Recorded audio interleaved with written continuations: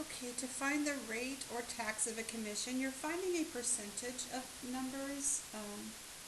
And anytime I have a real world situation and I'm finding the percentage number of numbers, I'm going to use a variation of the percentage of equation.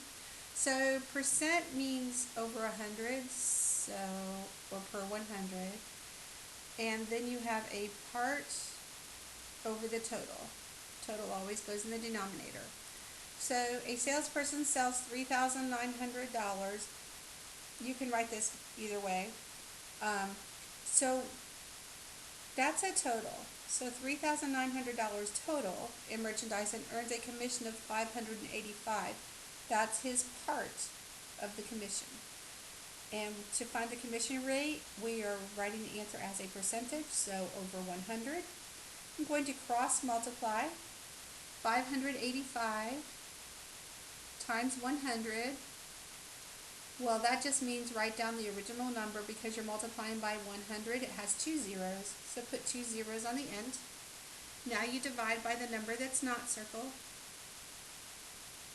But both of these numbers have two zeros on the end. Ending zeros can cancel out with each other, so I can cancel these two with these two.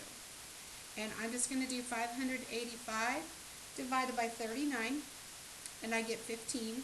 But the original question says write it as a percentage, so just put a percent symbol in and you are finished.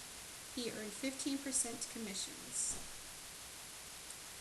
The sales tax for an item was $13.50. Well, sales tax is just part of what you're paying, or part of the whole, and it was $450 before tax.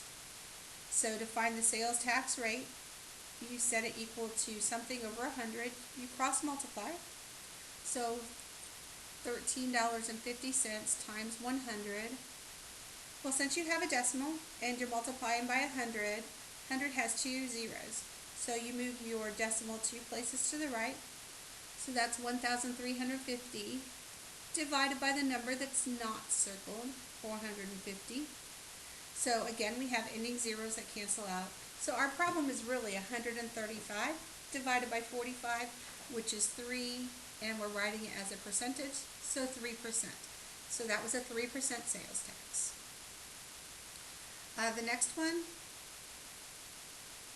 a salesperson sells $2,200 in merchandise, so that's the total that he sold, $2,200.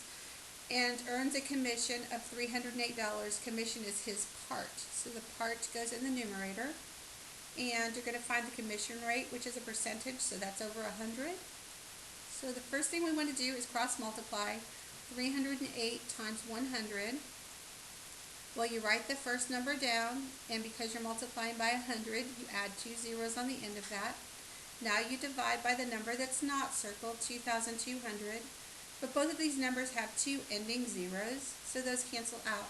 So this problem is really 308 divided by 22, which is 14, and that's a percentage, so 14%.